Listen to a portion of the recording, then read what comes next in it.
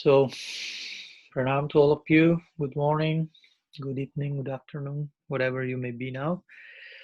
And we are starting a new week, continue with our series of lectures related to the Raga-vartma-candrika, this one ray which illuminates the path of Rag, sacred, passionate bhakti.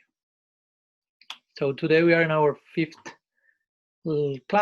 meeting, and we will be studying verses or prose, section 8 and 9. So first of all, let's begin as usual by presenting some brief summary of what we were studying our previous Thursday. We have been discussing verses number 6 and 7. In the first of these two, say 6 verse, 6 prose, Vishwanath elaborates on different causes, basically, for this sacred greed. He already spoke about sacred greed, and after that he mentions about sources for this aforementioned greed in the context of mercy of Bhagavan, mercy bestowed by the Mahat Kripa, mercy coming from the devotee who already has this Raga Bhakti. And he further subdivides the latter one, the second one, trying to emphasize this point, two types of mercy coming from the devotee. The one who is born, the greed, which is born from the mercy of those devotees coming from a previous life, called old or praktana, or also the recent or adunika kripa, recent mercy, in the sense that this is born in the present life in the case of the devotee who is receiving this mercy and thus being able to enter in touch with this greed.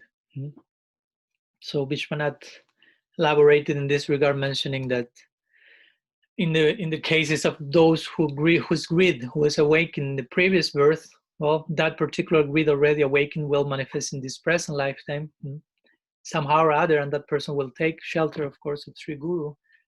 Raganuga Guru, already his greed will take that person, him, her, in that particular direction. And those whose greed is adunika, or recent, first will take shelter at the feet of Sri Guru, and eventually greed will come. Again, this is not black and white, and today we will continue seeing this. So many nuanced levels of expression of having or not having this sacred greed. And as usual, Vishwanath here also supported his statement by quoting, referring to the Bhakti Rasamrita Sindhu,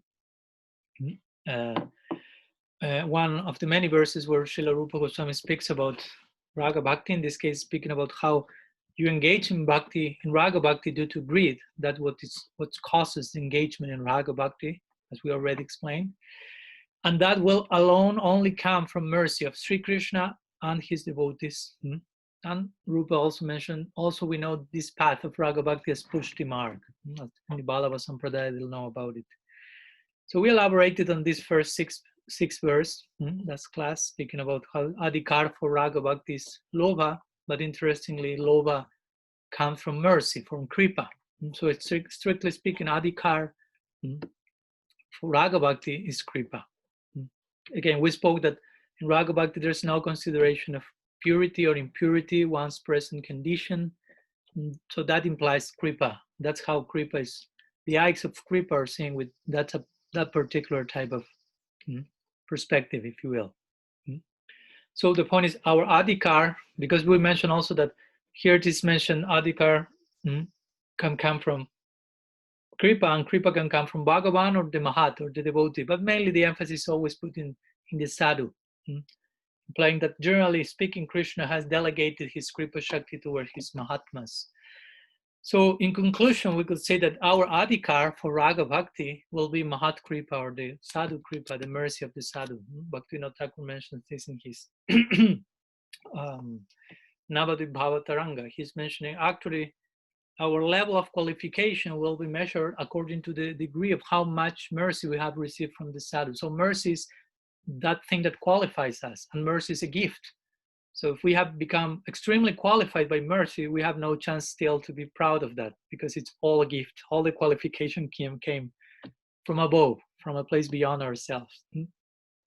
So also this verse established a very interesting point, which is, again, bhakti is non-inherent, because here it is said, raga bhakti is coming from the sadhu, Krishna, from kripa. It's not inherent, it's not coming from ourselves. And if it's already there in this lifetime, it explained here, is because in the previous lifetime you received that by kripa. That is not inherent in the soul, nor bhakti, and of course, nor raga bhakti as well. So mainly this is coming from the south, although, as we mentioned, and we will mention here today, Chaitya Guru is also there. We have Chaitya Guru inside speaking and expressing himself outside in the form of a Diksha Guru, Siksha Guru.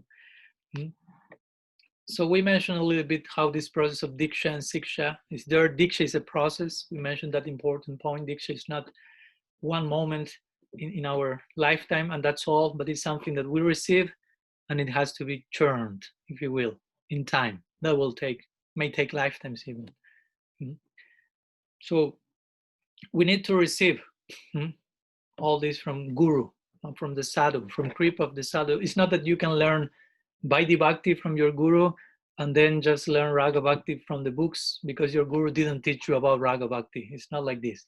Now, if you happen to be connected to a Guru in the Vaidhi mark, and eventually somehow or other you feel attracted to Raga mark, it's not that I will take the books and I will receive Raga Bhakti for myself. As we see here, that lova that qualifies us for Raga Bhakti is coming from the Mahat, from the sadhu. So some words we shared about this sixth verse, of course, some words about Bhalava as well, in honor of Rupa Goswami mentioning him here. And after that, we also studied verse number 7, which speaks about the importance, the significance of following the Shastra in the context of Raga Bhakti. We may remember that in the beginning it seemed that Raga Bhakti implied a dismissal of the scriptures and logic and so on, but eventually the situation started to become more and more specific, and we understood it's not about that. No, Raga Bhakti has all concern from scripture, but someone who has proper raga already is guided by her own lova, ruchi, if you will, but certain sections will be specially embraced by such person. So in this 7th verse, Vishwanath mentioned that when these greedy devotees mentioned in the previous verse, because become like inquisitive, inquiring, and start to inquire regarding how to attain their desired feelings, how to become accomplished into this projection, he mentions we see they depend on the direction of scriptures and of logic. Shastra and Tarka is there in a particular context again. And he gives example, of course, because he establishes this only through the assertions of scripture, such sentiments can be achieved. The ideal of following the mood of the Ragatmikas, the Brajavasis. And he establishes, he said, not in any other way. And so he makes this point clear and he gives example. If you're hankering for milk, you need the guidance of someone who knows about milk. Milk is tough, if you will, and that person will tell you how to obtain milk.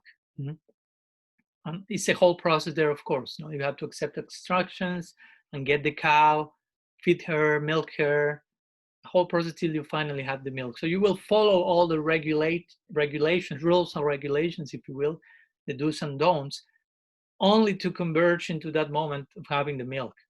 So similarly, here is the same analogy. A sadhaka who really has some greed and wants to end in that particular point will follow accordingly so many things that has to be done in order to finally obtain the object of her aspirations, desire. So we'll get profit from relevant advice from scripture.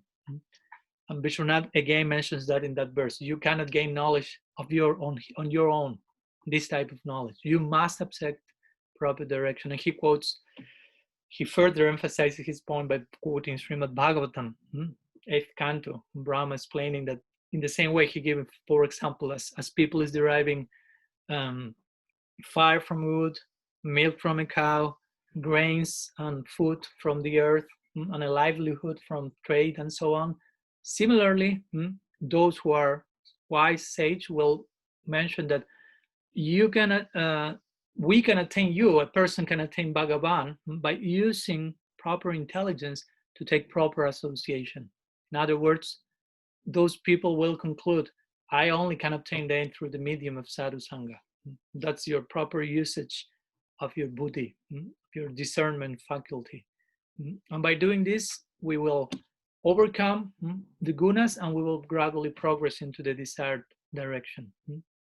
So we mentioned this verse, we elaborated on the nature of greed, and how greed is unsatiated, both in material sense and in a spiritual sense, in another sense, and how to really progress in this path of greed we really need. Tarka, we need Shastra, especially in the beginning, to give form and educate, guide our first initial bath of greed. And when we are more advanced, the scripture will nourish that from a very particular way, and that ruchi that will awake eventually becomes our own Shastra, if you will.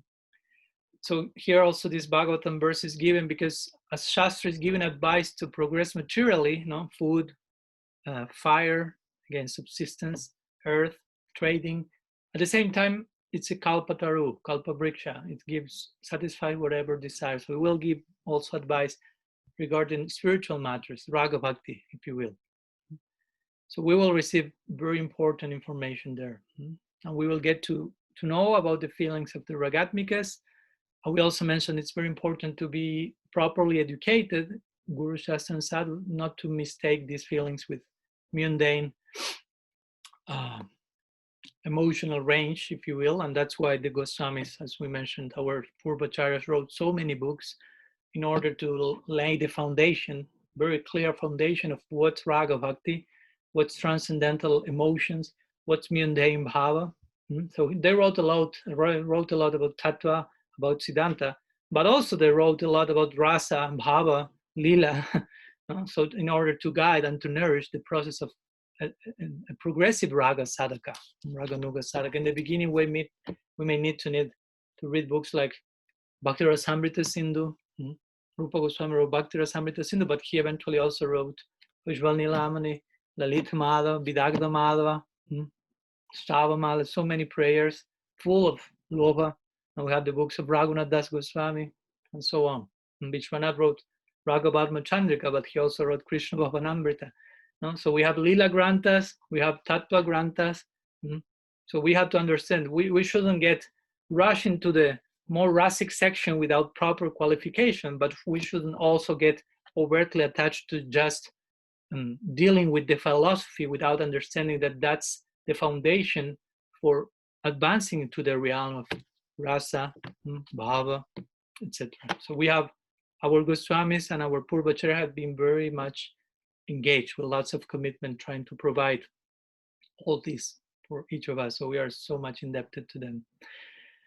Well, basically we shared those words last class, emphasizing the importance of becoming acquainted with the nature of our goal even before, if you will, before fully embracing the path, because first establish where you want to end, and on the basis of that there will be a corresponding path to tread. And of course, when I'm saying this, to know the goal, I don't mean you have to know your specific swarup, but to know the goal in a general term, we all, as Gaudiya Vaishnava, we all to converge in Vrindavan, let's say, in Nitya Navadvip. That's a general way of speaking about our goal. We will accept the path, and eventually, according to the Sadhu Sangha and the Bhakti Samskars we have received, some more specificity will come into our prospect. So in this way, gradually we will be treading this path. So this is a brief summary for the ones who just connected now, because there were some topics that we mentioned and they are worthy of being remembered. So let's continue with the verses from today. So today we will try to study verse number 8, verse number 9. So let's go with the first one, and let me share it with you in the chat. Give me 1 second. So there's the verse, if we can call it verse or the prose. 1, first section, 8 verse. Here, basically, Vishwanath, very interestingly, will, again, this is interesting because, again, in the beginning, it seemed that Vishwanath was speaking in terms of, you start with lobha, and there's total disregard for scripture and tarka and logic. So you say, I don't have lobha now in the beginning, and how I should disregard scripture and logic. So eventually he's making his own statements clearer and clearer. No? Before, as we saw, he make it clear, actually we need scripture, actually we need logic. And now in this particular verse, he continues to elaborate on the nature of the gradual nature of the path. No? He will make it clear that you cannot just start with lobha, full lobha, from day one. So in this way, he's really nuancing his own explanation and helping us to properly digest what he already said before. So in this verse, he will speak about the path as a gradual process, actually, as we already tried to explain, but we will continue explaining that further.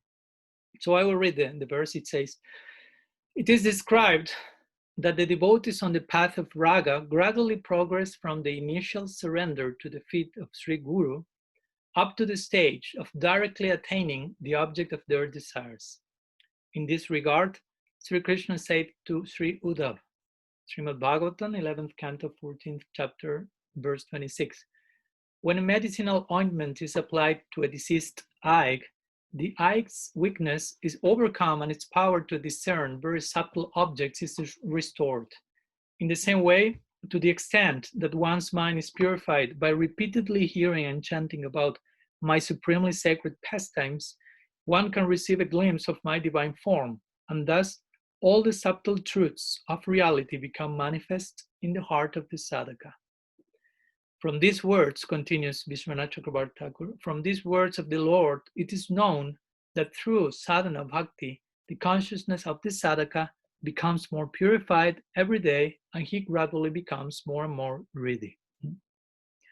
So it's very clear that he is establishing the gradual nature of the path. Beginning the verse by speaking initial surrender to the Guru, Ado Guru Padashraya, the very beginning of this bhakti, the angas of bhakti, and gradually advancing till the stage of directly attaining prapti, Ragavam prapti, obtaining the object of one desire. So establishing there is a beginning, there is a stage of attainment, and of course there are many stages in between. And after quoting the Bhagavat again, he's pounding the post further by speaking about sadhana bhakti, which actually sadhana bhakti implies kriti sadhya bhavet sadhya bhavasa sadhanavida nityasidasya bhavasya prakatyam hridi sadhyata, which mainly speaks about engaging our senses for the pleasure of the master of the senses, and by doing that gradually purifying our material perception of reality, and as here it is said, becoming more and more greedy. Like implying more and more implies you are not fully greedy from day one, because you become more greedy and more greedy as you get more and more purified by engaging in sadhana in the context of what we already explained, which type of sadhana. So in this verse, Vishwanath is showing sacred greed develops gradually. He already hinted at that, but here is being much more direct. As we already mentioned before, no, from day one, at the very beginning, the greed of the sadhaka. If you are starting in this lifetime with your greed, let's say, because if you are coming from 2-3 lifetimes, that will be another thing. But at first, the greed of the sadhaka will be still, not full blown, but will be diluted. Let's call it multi-branched. We may have some degree of greed for the Braja Lila attainment, but we may have so many other greeds for objects of this world. So that's, it's not ananya, it's not exclusively pointed into one direction, ekagraha. So it's scattered, if you will, in different directions, in different subject matters, and in this way it's not yet able to focus ananya in an exclusive way in our istadevata, the beloved, the Vishaya, and the object of our love. Still, there is bhajan, there is practice, there is some greed, some focus, but still some, as Krishna will say in the Bhagavad Gita, vyabhyasa yatmika buddhihi.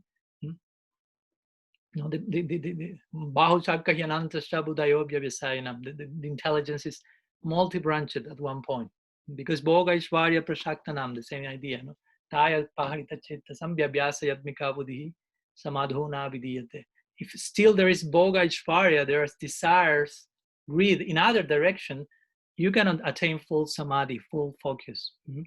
But again, by continuous engagement in sadhana, when your own bhajan matures, this lobha, diluted beginning lobha, gradually will give up all other lobhas, if you will. This greed will gradually purify, get more and more condensed because of leaving the other types of greed, all of the other desires, all of the other mundane subject matters and topics, and will become gradually more and more concentrated and focused on one's ultimate Istadev. Nowadays, it's conditioned so we may have, in theory, one official Istadev, but in practice, we still have many separate altars when we are doing some clandestine pujas, if you will, worshipping elements from the world and separate desires and so on. So eventually, all our energy, desire, and focus will converge more and more into one exclusive point and goal. So there we are speaking about lobha proper. But again, Vishwanath here is being realistic, so he's describing the gradual process in this particular verse. So he's making clear that this lobha, this necessary element for engaging in raga bhakti, is not a black and white matter. It's not.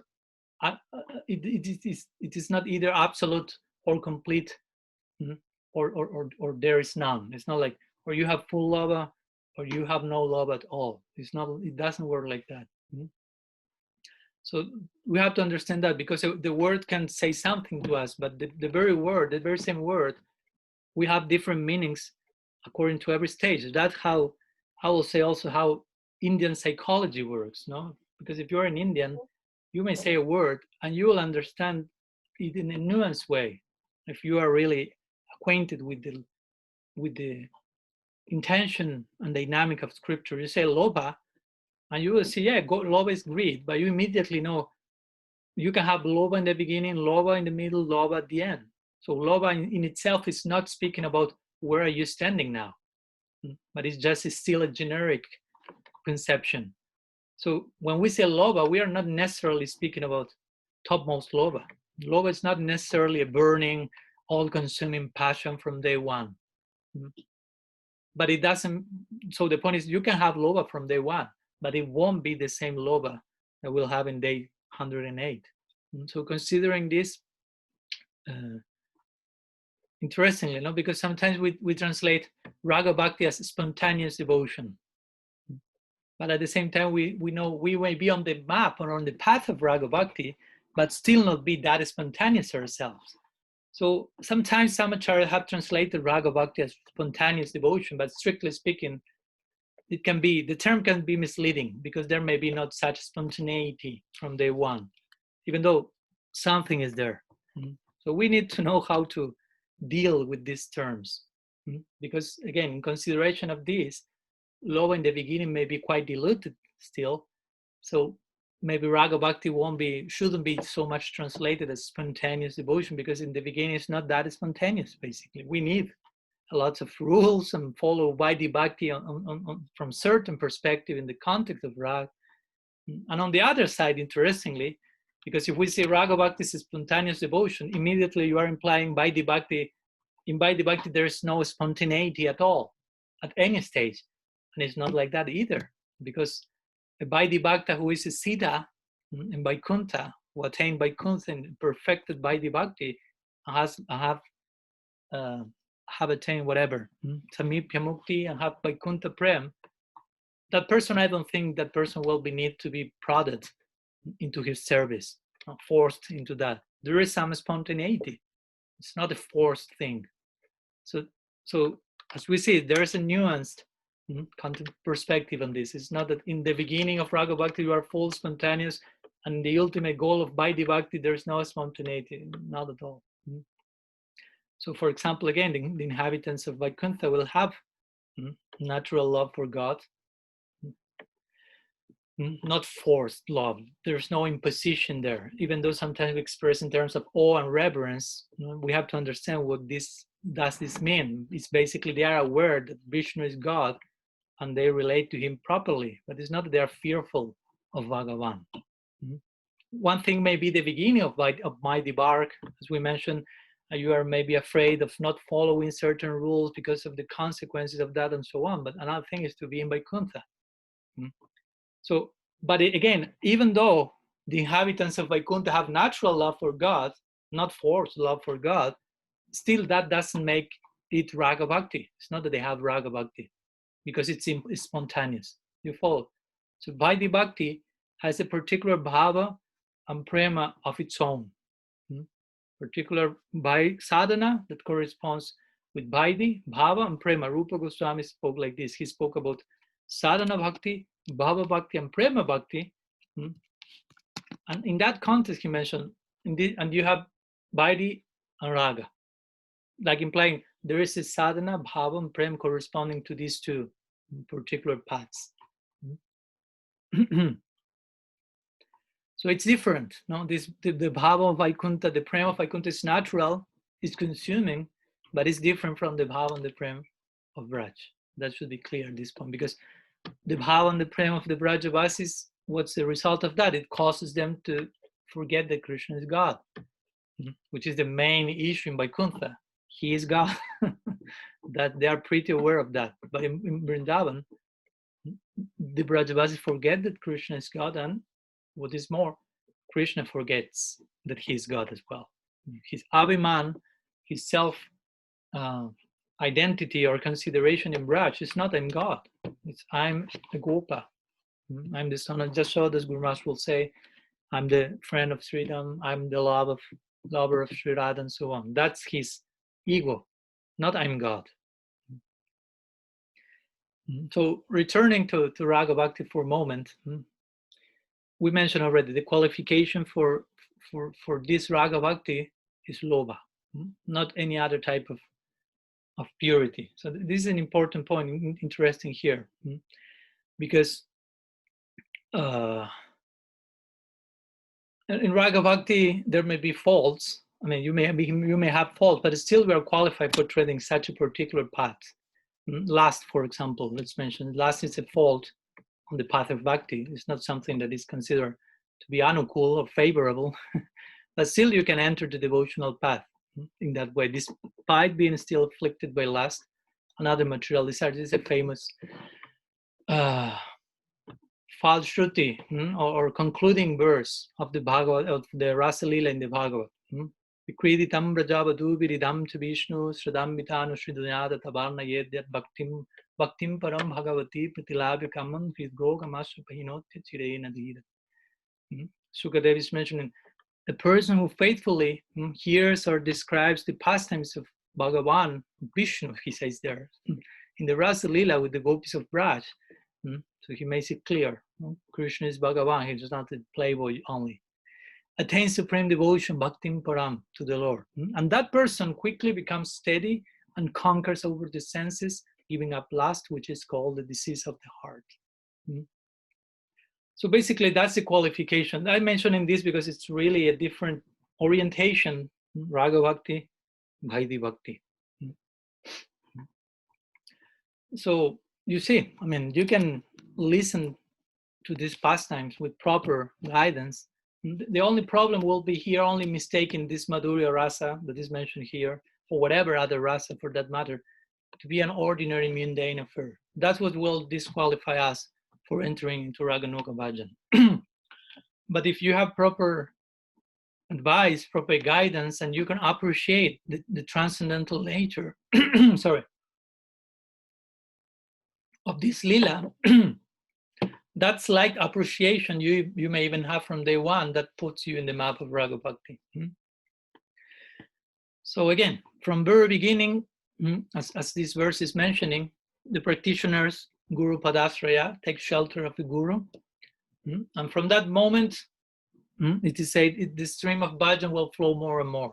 If we compare your bhajan to a stream, as you engage more and more in Shravan, Kirtan, in Satsanga, gradually the stream will flow more and more. The mind will get further and further purified from an artist, like lust, like we mentioned now, and that person will attain further degrees of purity. So the purer the mind, the heart becomes, when I say heart, we may refer mind, chitta, Chittadarpanamardanam, the purer this becomes, of course, the stronger our sacred grid will become. There is some correlation there, but the purity will be coming from our engagement in bhakti. So that's a important point. It's not that we are trying to purify our mind separate from bhakti and we'll increase our greed by that process which is separate from bhakti. No, by embracing bhakti sadhana, by embracing raga bhajan on some degree or another, in the beginning, the first effect and result will be, kleshagni, subhada, and so on. So the mind will be cleansed, the miseries will leave, and the purer the field, the stronger the taste, the greed in this case.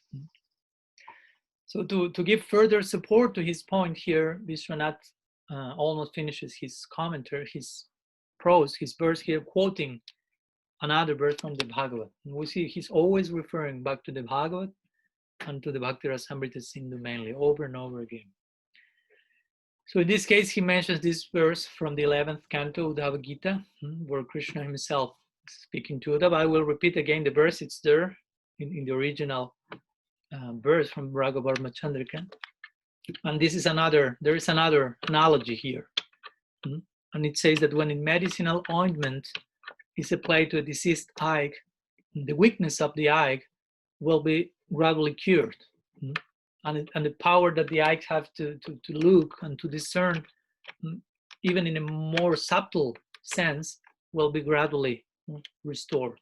So in the same way, following the analogy, to the extent that one's own mind is purified, as we mentioned, by repeatedly hearing and chanting about, he mentions here, my supremely sacred pastimes, so engaging in Shravan, Kirtan, Shmaram, Krishna Lila, Harikatha. As one is doing that, gradually one receives a glimpse of my divine form, and thus all subtle truths of reality become manifest in the heart of the sadhaka. So by this engagement of hearing, chanting, you start to really see Krishna, to really have a glimpse of some form of other. Smaran has to do a lot with that. It's not just to force your concentration in a fourth way. I have to remember this lila, but that will appear there in the purified mind. We will see that in further classes. How to properly engage in Smaran. You need to clean. As Guru Maharaj will say, making a play of words, quoting Jiva Goswami, he'll say first Maranam, then Shmaranam. Of course, Maranam may mean contemplation, but also Maranam means death. So Maranam in this case will be ego death. And then Shmaranam, and there your mind will be totally captured by this stream of absorption and engrossment in the Leela of Krishna. So here in this particular verse, just some words before going to the next verse of the Raga-vartma-candrika. But here, Vishwanath is quoting this Bhagavad verse, which speaks about purifying the heart to such a degree that eventually one attains the object of one's desires. That speaks about getting to the goal of our life on some level or another. So the point is that the divine form of Bhagavan will manifest of its own accord. It's not something that we press a button and we get that and we see the form. That will appear in the courtyard of the heart, of that mind, of that heart which is purified by proper engagement. So sometimes the example that is given in this regard is the example of Narad Muni. When he was born, as you know, the son of the maidservant, and by good fortune, the Bhagavad will say in Jadrichaya, this famous expression that appears at least 20 times in the Bhagavad, referring to how bhakti comes out of his own volition, basically. So he was 5 years, Narad Muni, and at home when her mother was there working, they received, during this period of time, Chaturmasya that started on Saturday, they received the association of great saints, personalities, and during Chaturmasya, which means the rainy season, these Mahants generally stop their paribrajakacharya movements. They stop traveling and moving, and they stay fixed in one place for those 4 months, blessing the local place where they are staying, the local area, and so on. So this sadhu stayed there where Narada was there. So Narada had the chance of hearing their Harikatha in detail. He was only 5 years old. but also not only he heard those, he received those remnants, but he also received the remnants in the form of Mahaprasad, the water that washed their feet, the lotus, the dust of their lotus feet. Chaitanya Charitamrita speaks about these three powerful substances to enter in touch of the remnants of what the sadhu ate, of the remnants of the dust of their feet, and the water that wash their feet, the remnants. But and somehow or other, Harikatha is also a form of receiving the remnants, because the sadhus are speaking those things that they themselves received from other sadhus, heard them, chewed them, digested them, and now they're extending in the form of their own insects. Prahlad Maharaj will say in the Bhagavatam, describing material life in this case, puna puna charbita char bananam. He will say, material life is chewing that thing that has been already chewed so many times by so many people. It's like, how do you say, bubble gum in English? That you, if you are chewing that, it's not very, very nice, very becoming if you take that and give that to other and that to other. And less becoming is that if you have the hope that some rasa will come from that, not some taste. But still, material life implies chewing and chewing what already others have been chewed, and there is no taste, even though it seems so. So in another way, puna puna sarvita sarvananam refers to chewing what has been chewed. I receive harikatha from the sadhu, I hear that, I incorporate that, I repeat that, but trying to realize that as well. So that becomes a form of sharing one's own remnants. One receives the remnants of the sadhu, and in this way it becomes like the remnants of the whole parampara. So Narada was receiving all these very powerful substances. The water from their feet, the dust from their feet, the remnants of their food, and the remnants of their other food. Harikatha. Parikshit Maharaj will say that to Sukadev. This is my prasad, this is my food. During the whole week, I don't need to sleep, I don't need to eat. I'm just resting. I'm nourishing myself by hearing Harikatha. So you can imagine the effect of this. So he now developed a burning desire to attain Bhagavan in the context of this Bhagavad verse. So the sadhus noticed that. They saw this boy is really on fire, basically. And they put him on fire. So they were committed to that. They were responsible. So they bestowed him upon him some mantra, siksha, so he could engage in bhajan. So he was a very serious boy. We followed the example of these serious boys, Dhruva, Prahlad, Narad. You can start your bhajan life from early childhood. So eventually the sadhus left the place, Chaturmasya was over, and eventually, as you may know, Narad's mother also left this world. She passed away. So it is said that Narad left home, and he entered into the forest as a 5-year-old kid and started to worship Bhagavan very intensely, with great determination, through the mantra that was given to him. So by that engaged practice, it is said that his heart was further and further purified. And eventually he received a glimpse. That's what we are speaking here. Received a glimpse of the deity of his mantra. Every mantra we are chanting has a corresponding deity. And the result, the fruit of the mantra is to get darshan of the deity, basically to obtain the audience of the deity. In the beginning, it may appear in the form of a very quick darshan, some dreams, some whatever, some spurti, different levels, spurti, bispurti, there are intermediate darshans, till of course you attain eventually the nitya sthiti, or the permanent situation of associating eternally with that deity. So Narada received a glimpse of that, of the deity of the mantra, and the Lord instructed him, Bhagavan instructed him, continue executing sadhana bhajan. In this lifetime you won't see me again, he said, but you continue practicing and you will see me continuously eventually. Still you have some remaining very subtle sattvic attachment to be transcended, he said, very interestingly, because Narada was meditating in the forest, and it is said that he had some slight preference to stay in the forest. So the Bhagavatam is saying, regarding the different places of residence, in Sattvaguna, the residence, in Tamaguna, the residence is a brothel or something like that, a gambling place. The city is in Rajaguna, residence. The forest is Sattvaguna, and my temple, Bhagavan says, is Nirguna. So Narad was in the forest and he has some slight preference for that. So Bhagavan said, there is some sattva there yet. Continue your practice. So Narad followed the instruction. That's the point. And as you know, he attained perfection and he wasn't seen by others, gave up material body and became an eternal associate of Bhagavan, even though he is considered an eternal associate. Need to see that, but performing the lila of a sadhana siddha for us to get benefit from that. So this example was given here interestingly. Although Narada is not like the role model of a raga bhakta, if you will, but at the same time it shows a very intense hankering on how to engage in sadhana with such seriousness. So we should, of course, take advantage of all these examples. Even you may consider him Vaidya bhakta, but he was a very raging, blazing Vaidya bhakta. So there's so much to attain from there.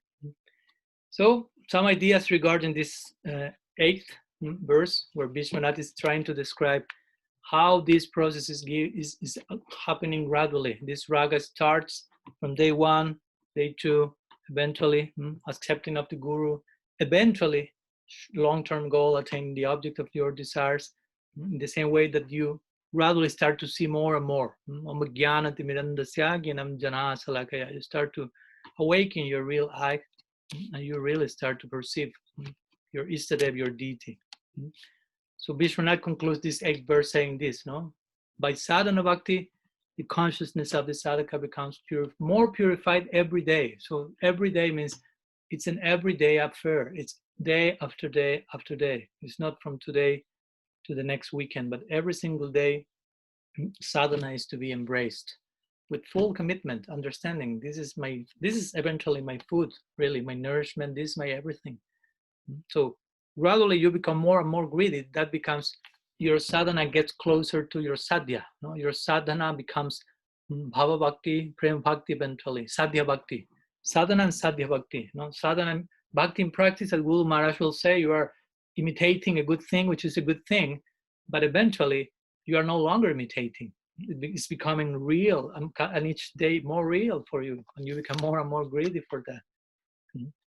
So it's a gradual process. That's one of the main points that Vishwanath wants to establish here. It's a gradual process. So do not rush, but also understand that you should be doing something on an everyday basis, some sustainable increasing of your eagerness in a natural way.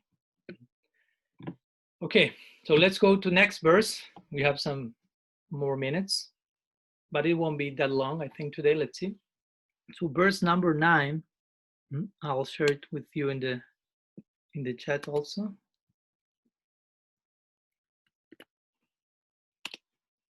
There's the verse. So I'll read it with you.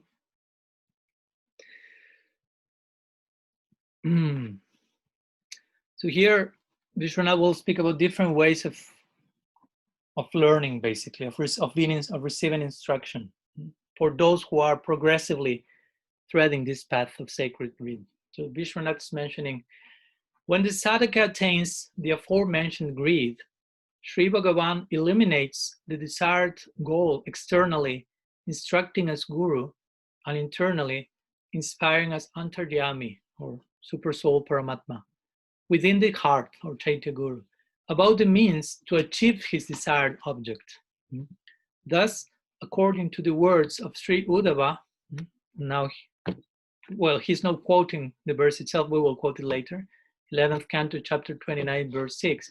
Some receive instructions from the mouth of Sri Guru, some attain all knowledge through hearing from the mouth of an anuragi bhakta, someone who already has this raga bhakti, who is conversant with the feelings to be followed, and in some whose consciousness has become purified through the practice of devotion, the knowledge manifests by itself. At this time, profuse, enthusiastic endeavors to attain those moods are witnessed in all of these sadhakas, just as a person desirous of sense gratification will try to attain his desired object by all means. So again, after mentioning how Loga has a day 1, if you will, even though it may not be that spontaneous, and there's a whole gradual process to become more and more greedy. Here, Vishwanath is describing how the love for Braja Bhakti is gradually increasing within the Raga Sadhaka. What's going on for someone who is doing things properly, how this greed will increase on a daily basis, on a gradual way. So once that greed is awakened from some considerable level, that will become even more specific, more specific. Again, there's a type of loba at the beginning. There is a type of loba proper in stages like ruch, as we say, but again, ruch is not the ultimate goal. So there's some further progress and nourishing needs to be done even in jata, ruchi, raga, bhakti. So, and that needs a very specific nourishing, because the goal becomes more specific. As I say, in the beginning, we may say, our goal is very specific as Raga Bhakta. It's not just love for God. You may ask a devotee, let's give an example. Sometimes I share this example. You may ask someone, what's the goal of our practice? And someone may say, to attain prema bhakti, divine love for God, love of God. So you may say that's still a very abstract idea, because which type of love for which type of God, which type of aspect of God, which type of love for God. Someone will say, okay, prem bhakti for Krishna. So you will say, okay, which Krishna? Which prema bhakti and which Krishna? Because one will correspond with the other. You are speaking about Braja Krishna, Mathuresh Krishna, Dwarakesh Krishna, which realm, which corresponds, of course, speaks of a certain mood. So we'll say, no, Braja Krishna, Vrindavan Krishna, Vrindavan Chandra Krishna. So prema bhakti for him. Okay, we are getting closer to the specific goal. So, but you get to Vrindavan and you find many possibilities of love there. So which possibility of love? Vatsalya, Dasya, Sakya, Madhurya. There are many nuanced possibilities. Maybe some specific ones in our Sampradaya, but still there are possibilities there. Some will say, okay, Madhurya Bhav, Madhurya Rasa for Krishna in Vrindavan. So that's it, I'm there? Of course not. No? As you know, and as we will see, there's so much further subdivisions there. So which type of Madhurya Bhav for Krishna? As we will see, you have to relate directly to him, Sambhogech Mai, Madhurya Bhav, or do you want Tat Tat Bhavichatmika Bhav? No? You want to relate to the Naika, to the heroine, which is actually relating to him directly, and you will assist her, or you want to be heroine yourself. Try to do that. And you may say, no, I want to serve the heroine, the Naika. So who will be your desperate, your group leader? No, you have Chandravali, Radha, whatever. No, Radha, okay. And under the guidance of whom will you serve? No, you have to be part of a Gan or a certain group. No? So you have the Lalita Gan, Vishaka Gan. You will say, okay, under Lalita. Okay, and who will be your Manjari leader, if you will? Because there are many as well. And someone will eventually say, okay, Rupa Manjari. And then, only then, we can say, okay, you got to the point of our Sampradaya, in this case, in the context of Madhurya Bhav. As you know, there's also the possibility of Sakya, Priyanarma Sakya more specifically, and in this direction, there's also, again, specificity, even if you say Sakya Bhav, which type of Sakya Bhav, which of the fourth, which leader you will serve. So my point is, the ultimate goal is very specific. And we need to develop a very specific desire for entering there. If our idea is still abstract and generic, and just I'm thinking in terms of loving God, where will you be? Where you will be taken? There will be no corresponding goal, a specific place and mode of love. So the point is, and it's okay from day one, you may don't know what's your specific ideal yet. You may not have time or idea of what that, but eventually all this will become clear and necessary to specify more and more and more and more and more and more and more. So here Vishwanath is referring to that case, to that situation where the devotee, Raga Bhakta, has already been properly engaged in bhajan, in sadhana, and her greed is growing exponentially to the point of wanting more specific nourishing regarding her own particular thirst and prospect. So how that specific advice and assistance will come at that stage. That's the point. Of course, from day one, we need guidance and assistance. But even when you are advanced, there will be, even in one sense, even much more necessity of that, but in a more specific way. That's the point. A different type of help will be required there. On respiration, of revelation. Remember, all the things are not coming from our own accord, but they are a gift. So where is these gifts coming from? So here Vishwanath Chakravarti Thakur mentions three gift sources, if you will, regarding knowledge connected to the esoteric raga marg practices, which can be attained in three ways. And this is like a preface to what we will see starting from next verse. Next verse and the other verse, 10, 11, and so on. Vishwanath will enter into more detail which are the main practices of Raga Bhakti, how to engage in them. So it will become deeper and deeper. So he here is opening the door into that direction. You see how he's very gradually and mercifully introducing us in a very user-friendly way to this deep subject matter. So he mentions three ways of attaining knowledge regarding the esoterica of Raga Bhakti. One, you can hear about this information or details from your Diksha Guru. Two, you can hear about this from your Siksha Guru. For example, we have the famous example of Mahaprabhu himself, whose Raga Marg Guru was not Ishwar Puri, but was Ramananda Roy. So he was schooled, if you will, in that direction by Ramananda. And three, it may be revealed through sadhana, through your own practice. So the first two possibilities, Diksha Guru, Siksha Guru, speak of an information that will be gradually need to be realized. You follow. Your Guru may tell you something, but it doesn't mean you have already fully incorporated into yourself. You need to gain insight from that through practice. So the two first ones speak of that. The third one speaks about revealed through sadhana. So that will speak about gradual realization, independent of a specific information coming from outside, if you will.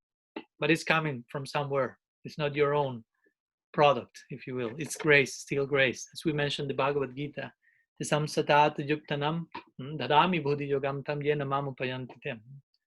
Basically, he's saying, Krishna there, I'm guiding, I'm giving proper intelligence for those who are bhajatam priti purvakam, who are worshiping me with deep affection, deep love. I will bestow from the heart the proper light. So this is interesting because also this can apply to a topic that we will speak in the following classes that has to do with the Siddha Deha, or with the sometimes called Ekadash Bhav or Siddha Pranali, so many names, or the revealing of your own spiritual identity. That sometimes this is said, you have to receive that from your guru. And some people are saying you can only receive that from your guru. They have this strong stance. But we see here what saying Vishwanath Chakravarti Thakur here saying. He said you can receive information in that on those topics, the esoteric side of the Raga Bhakti, which is already quite esoteric, from Diksha Guru, from Siksha Guru, or naturally through your own practice. So there is a place for that, and as you already know, that's mainly the stance of the Bhaktivinoda Parivar. You embrace your practice properly, you use your sadhaka deha properly, and eventually Siddha Deha will come. And of course, Guru will be there to accompany you, to guide you in certain details, to adjust, to assist. There will be that complement also. It's not just one of the three options also. You can receive something from one direction, something from other thing, and so on. So first of all, here this mentions Diksha.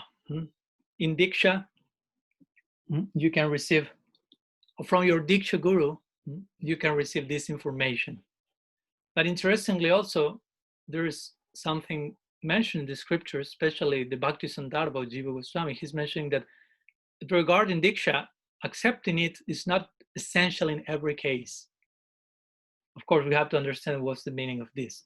Jiva Goswami is raising this point in the Bhakti Sandarbha, but he's explaining it may not be essential for those who are already sense control and so on, but however, this is not in reference to Raga Bhakti.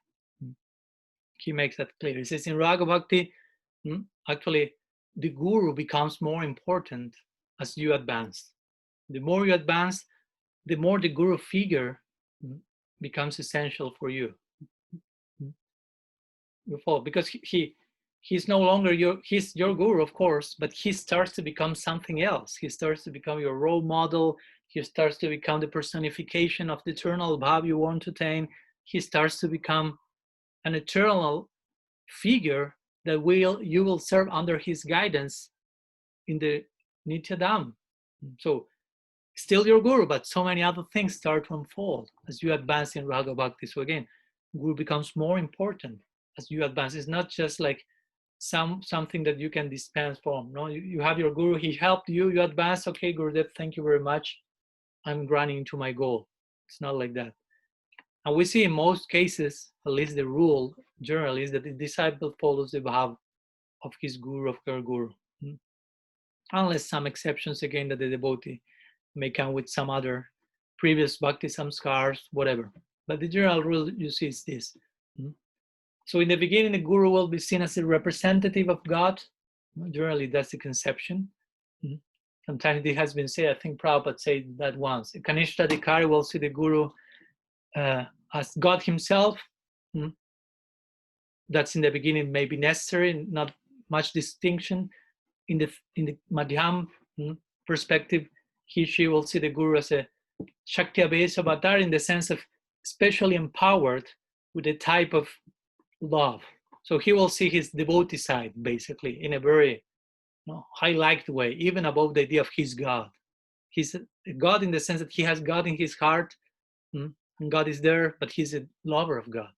And at Uttam Bhakta, we'll see his guru, Uttam Adhikari, I mean, we'll see his guru as in his own specific, eternal serving disposition, basically, relating from that. The disciple and the guru, both of them located in that realm and serving, relating in that from that side.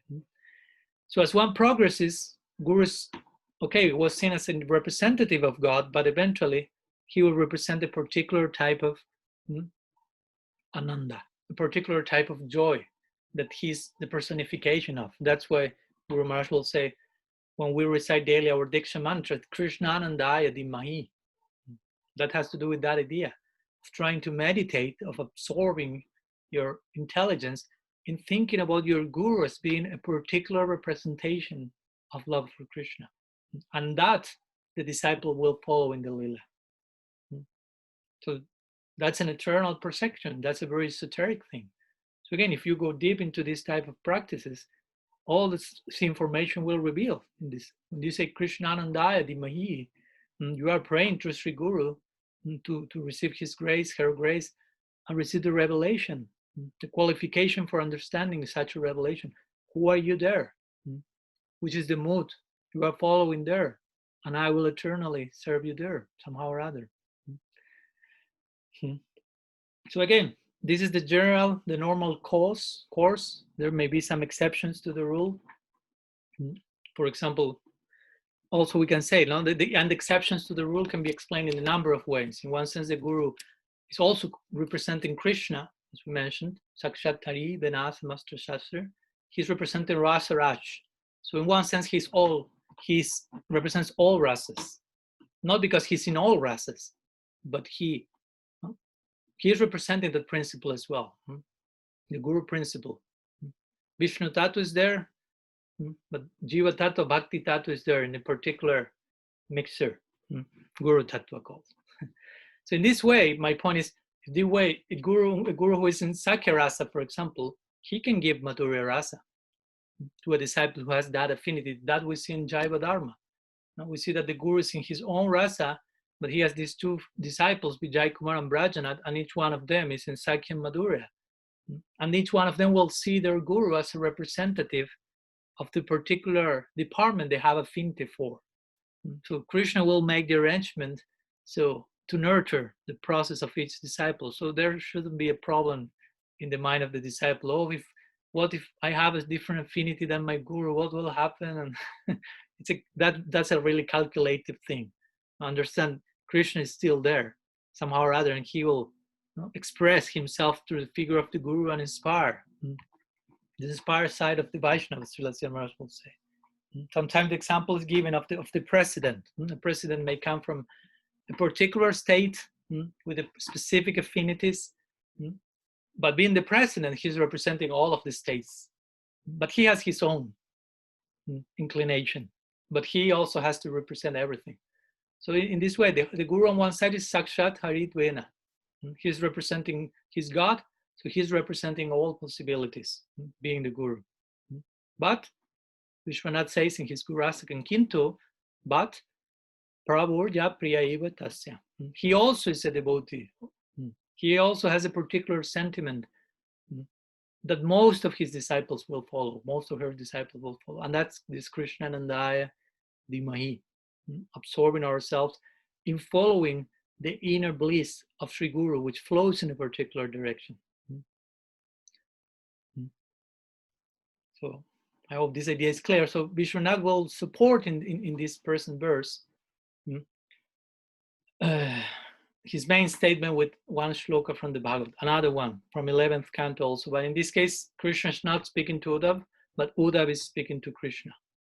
So the verse is not directly mentioned in the original verse of Raga-vartma-candrika, but the main idea is there. So let me share with you.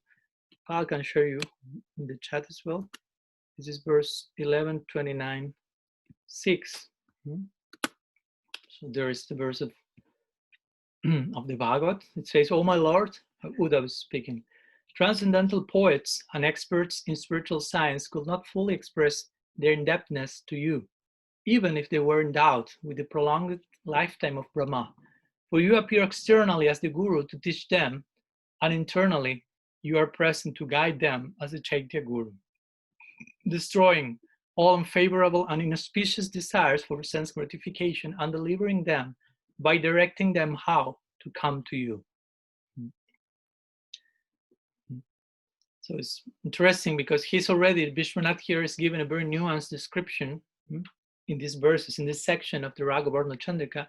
And when he comments on this verse of the Bhagavad, in his Sarartha Darshan, in his Bhagavad commentary, he writes there that this knowledge, as a commentary to this verse, this knowledge manifests in the heart that has been purified by practices such as Nam Sankirtan. So he gives this point. Yeah, Guru may give knowledge on some prototype-like way, even who you are, dress, and all this stuff. But again, this mainly manifests in the heart that has been purified by chanting, by Nam Sankirtan.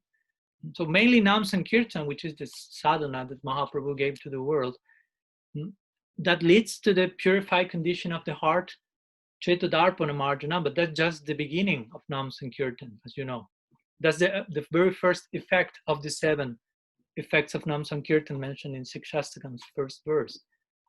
So eventually, and in that purification is in a particular context, in the context of realizing one's prospect in what we may call Lila Seva in eternity.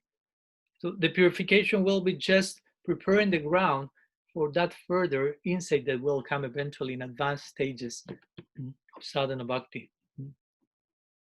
Because here we are speaking about advanced stages of sadhana bhakti mainly. Vishwanath is referring to that.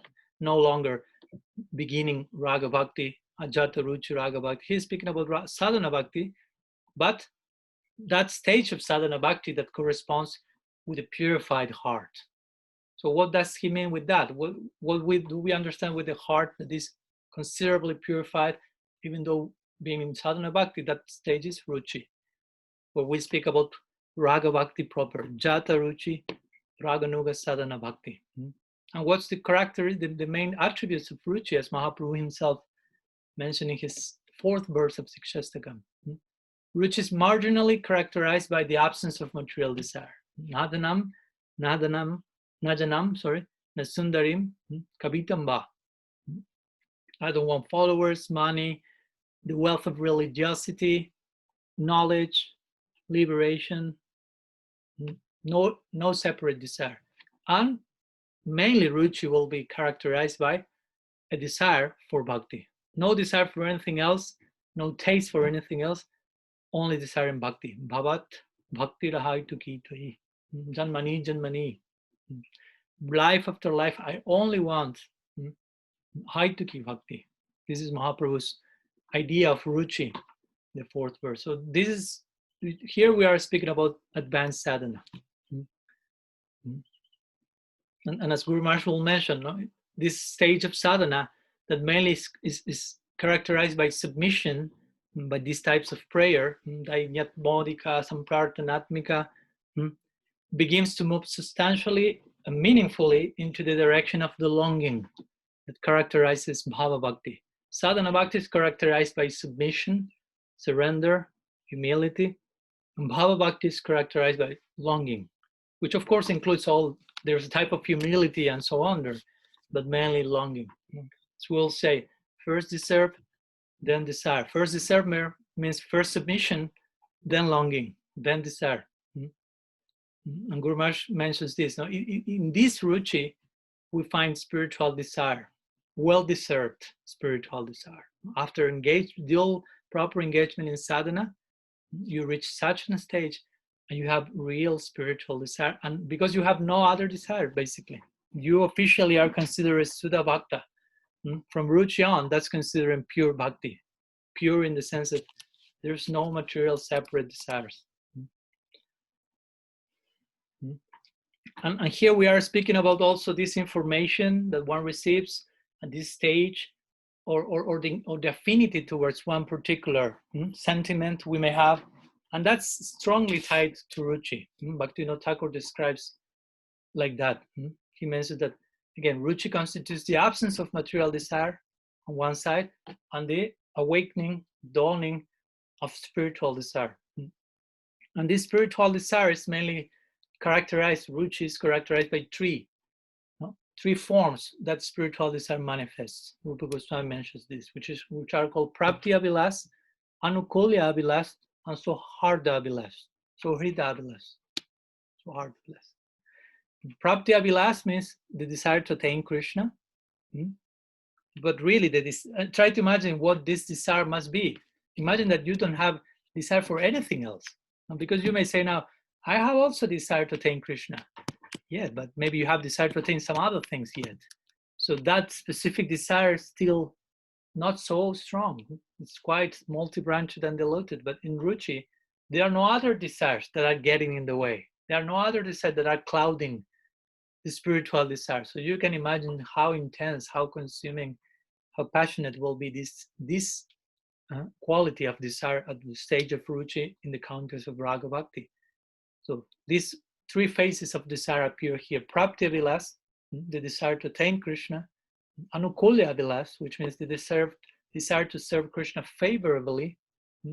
And so hrida abhilas, which means the desire to establish a particular affectionate relationship with Krishna, specifically. Again, here we are starting to become more and more specific. And this is not theory. This is all-consuming desire.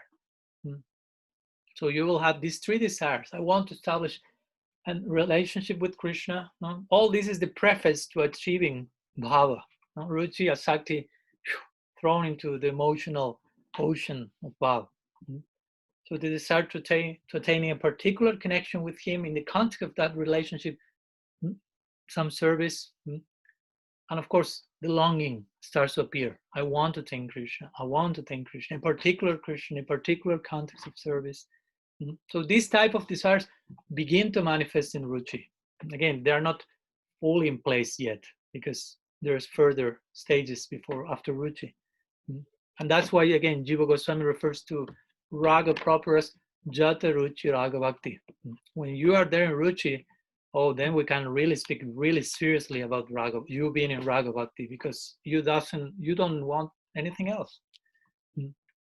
So on this stage of ruchi, this intense desires start to appear more and more.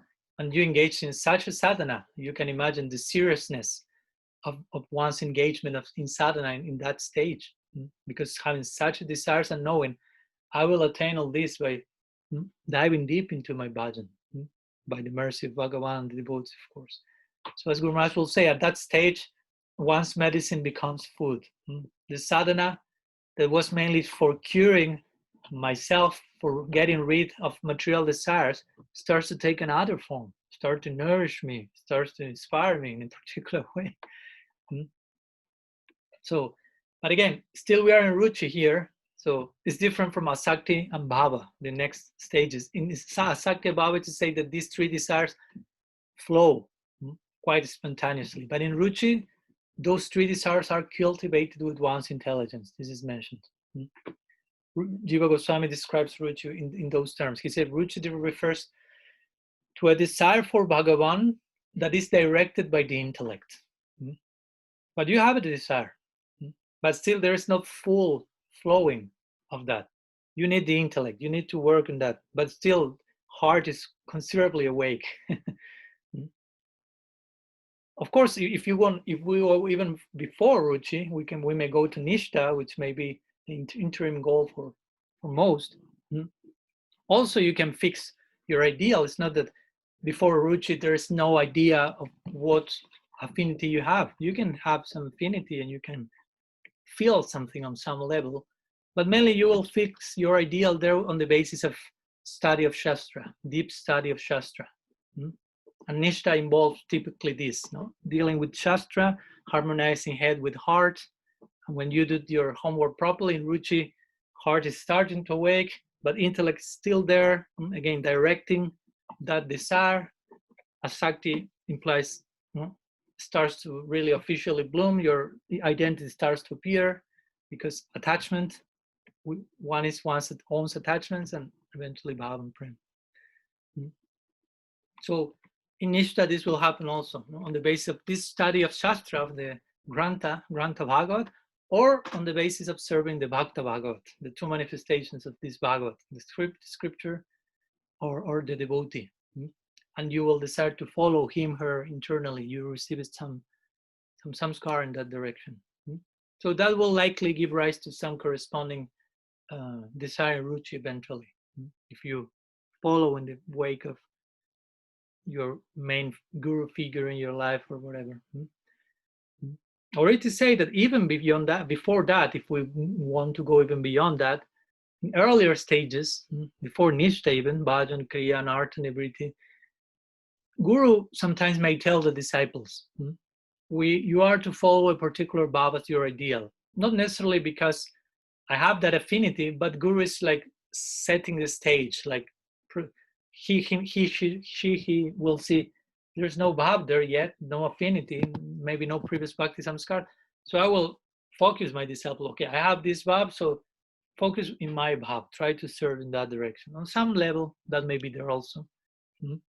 So the guru may say that, no, you are to follow a particular bhav as your ideal, but again, if you have not reached nishta, what to speak of, if you have not reached ruchi, what to speak of lower stages, in stages like anishta bhajana kriya, before an artha nibriti proper, you are limited in your capacity to fully engage in these more esoteric practices of raga bhakti. For example, lila shmaranam. We will speak about that in the following classes in further detail, but to absorb yourself in the ongoing unfolding of the lilas, or to try to meditate on one lila, one spot of the nitya dynamics, eligibility for that will be for sure lacking in those early stages. From the perspective of one's desired affectionate relationship, is surely lacking because you still do not have that inborn there. So how can you meditate in an effective way if you still are distracted by so many other desires, other values, false values, main and artists that are there?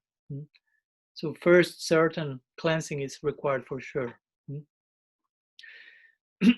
So this is Lila Shmaran, but Lila Shmaran requires meditation, requires certain purification, certain adhikar for you to engage in properly. But unlike that, Kirtan is different. And that's why Srila Jiva Goswami, as we mentioned in the Sandarbhas, he's recommending Nam Sankirtan first. When you engage properly, attentively there, that will cleanse your heart, and you will develop naturally. You will be developing yourself naturally through the remaining stages of Nam, Rupa, Guna, and Lila Shmaranam, which generally will start officially more in stages like a Sakti, where your own, again, attachments are only focused in the direction of Bhagavan. So you have an identity made of attachment which correspond with a certain object, and that will facilitate this Lila Shmaranam. But we have to understand, when we speak about Rupa, Guna, Lila, form, qualities, and pastimes of Krishna, all of them are within the name. Nam is containing them all. And that's why Gaur Kishore Das Babaji said that. You want your Swarup? That's hidden between the syllables of Sri Nam. So chant it properly, and all that will be eventually unfolding. Because if not, there may be certain danger if you are really making some premature attempts to engage in Lila Shmaranam. Our Acharya had been a little bit cautious in that regard. Bhaktivinoda Thakur is mentioning that, for example, in his Bhajan Rahasya, he mentions this famous quote that the intelligence of someone who is thinking of his Siddha Deha without first achieving proper eligibility, that intelligence will become bewildered because it still is identified with another type of Deha, another body, another so-called identity, and that will fall in the category of what we call sahaja bhav, or prakrita sahaja, or sahaja at least, which means to take something very high and deep and valuable in a cheap way, and getting just not a real version of it eventually in our own selves. And again, I'm not elaborating in detail about all this because next classes, next verses, the next one, the other one, and maybe some other ones will be going in further detail. So some ideas, and also this verse finishes after quoting, or not quoting, but referring to this Bhagavad verse in his own verse. He mentions in the same way, so thus justice and sense enjoyer automatically becomes engaged in having his senses gratified without depending on any other one's encouragement. Remember, the meaning of raga that Jiva Goswami gave was connected to that. Just as someone had thirst for material objects in a natural way without anyone having to tell them, so similarly, this verse is concluding by saying that a Raganuga sadhaka will automatically be seen, again, advanced Raganuga sadhaka will be seen as being very happy in attaining his desired feelings, the object of his desires, the object of his, her, lobha. So I'll finish here today, and in our next classes we'll be entering into greater detail into the practices of Raga Bhakti, its main angas, and so on. So thank you very much, and I don't know if you have any questions you may like to share today.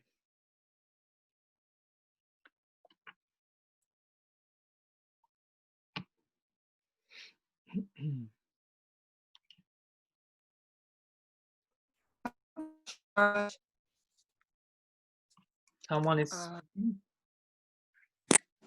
Can you hear me? Yes. I have a question. Yes. Maybe he can't hear me. I can hear you. Can you hear me? I have a question. Yeah, I can hear you. Oh, okay. I've had this question since your first class, and you covered it pretty thoroughly today. But at the same time, I still wonder about Narada Muni, like he, not including his form as Madhu Mangal, but just as Narada Muni. He seems like he has some rag because he's engaged in so many of the pastimes of Krishna. He tells him what his future is going to be, and all the different pastimes that are going to be taking place in the future when he's living in Braj, and stuff like that. So he seems like he's more than just a Vaidhi Bhakti. Vaidhi Bhakta. Well, Narada Muni is, as Guru Maharaj will say, paradigmatic figure that represents multiple possibilities in a very interesting way that we cannot just imitate. Again, he's considered by some a sadhana siddha, by others a nitya siddha. Some will consider him a Vaidhi Bhakta. Officially, Vishwanath mentions that. He mentions he's acting as a sadhana siddha while being a nitya siddha, and he's a Vaidhi Bhakta. But also, again, we are speaking about these personalities that are having some other expressions, like, as you mentioned, Madhu Mangal in Braj. And of course, if I speak about Madhu Mangal in Braj, I won't speak in terms of Vaidhi Bhakti at all. And not even in terms of course, of sadhana siddha or something like that. So, but in the particular expression, he manifests himself as Narad Muni. Yeah, he may be engaged here and there in the Braj with some leelas, not as Madhu Mangal again, but as Narad himself. But his main, let's say, place, well, I cannot say his main place of residence because he's moving around the globe at every second. But if we study the different passages where Narad is appearing, he's mainly appearing in other places than Braj. He will appear in everywhere, Dwarka, Hastinapur, well, of course, Mathura as well, and of course, Vrindavan as well. But mainly, he himself, in his presentation as Narad, he will be appearing more in these other pastimes and being a lot connected with Vishnu and Narayan. No, if you see any movie or I mean, I don't want to take you only as to give the reference of cinema reference.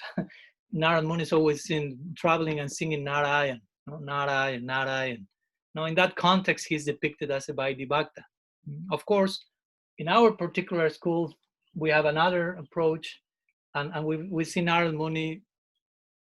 Yeah, we can say he's a Vaidhi Bhakta, but also, as you mentioned, there is some connection there in the form of Madhu Mangal. For example, also I'm thinking Bhaktivinoda Thakur, he also sings his famous song, Narada Muni Bajaya Vina. And there he says, Radhika Namare, Radhika Namare. So he's singing the names of Srimati Radharani. I'm falling in ecstasy.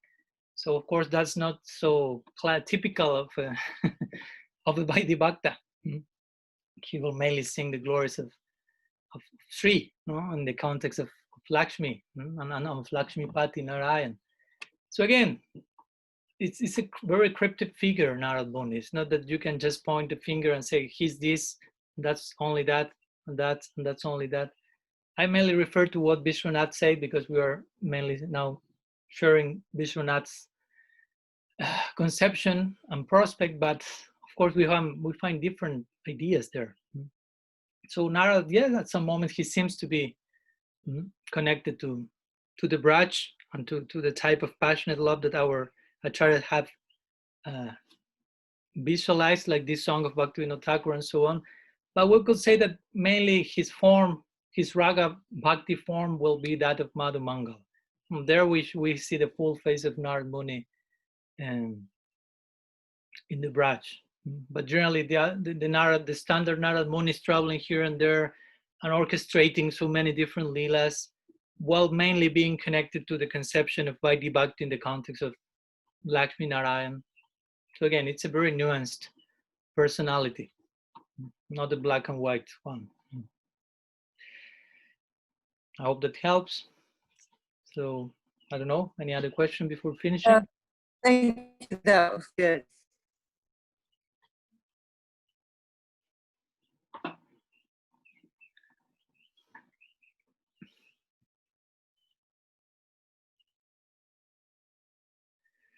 Okay.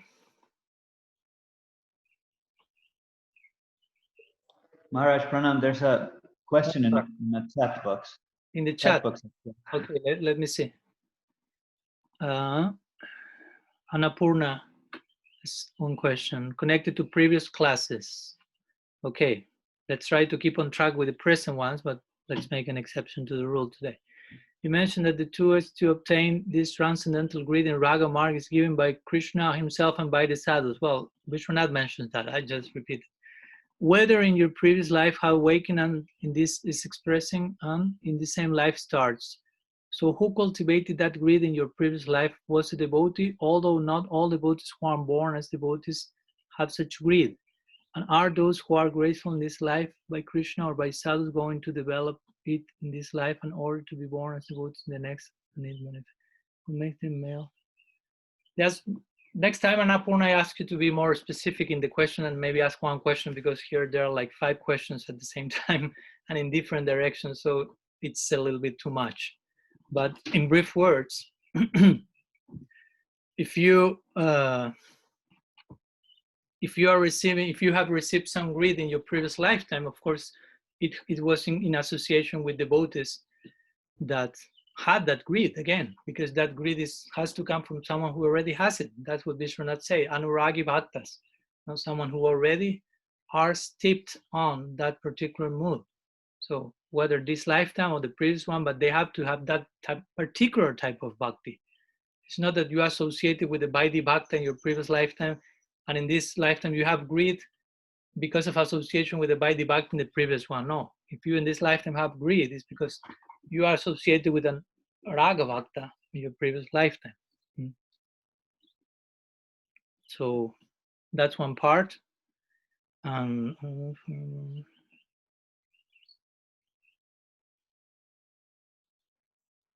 Yeah, and those who in this lifetime are receiving the greed for the first time, that will be spoken by Vishwanath eventually, so I won't go into detail with that. But of course, if this is your first lifetime getting in touch with Raga Bhakti, generally that will take some time to develop it fully. So not generally one lifetime is generally not enough. So you may require 1, 2, 3 lifetimes, and you may be born eventually in the Bhoma Lila, where Krishna is executing his pastime in some Brajabhumi, in some planet Earth, in some universe. And then you will be promoted after obtaining what's called here Swarup Siddhi to Vastu Siddhi, entering to the Golok. And what makes them take male or female bodies? Well, that will have to do with their particular. I mean, I don't understand if you prefer male or female bodies in regarding your projection into eternity, to being a female like a gopi, if you will, or a male like a gopa, or being male or female in your sadhaka situation. So I don't know that detail, but whatever the case, I don't think that's too important. I won't answer that part because I don't think it's a. Of course, you can say it, but according to karma, before being a devotee, you get born as a lady, as a man, as an animal, as a tree, whatever. And if you already are an advanced sadhaka who is on the way to Golok, if you will, really advanced, but still you need 1, 2 lifetimes, you may be born as whatever, but at that time it doesn't matter if you are born as a lady or as a man, because you can be born as a lady in your last lifetime here, but if you have hankering for Sakya Bhav, you will be born as a Gopa eventually in the Gokul. So that's at that time you are not any longer thinking about I'll be born lady, a man, why, but you are just focusing your eternal identity, which may have a corresponding side, female, male, but not female, male, as we of course think of here. Okay, so something else before finishing?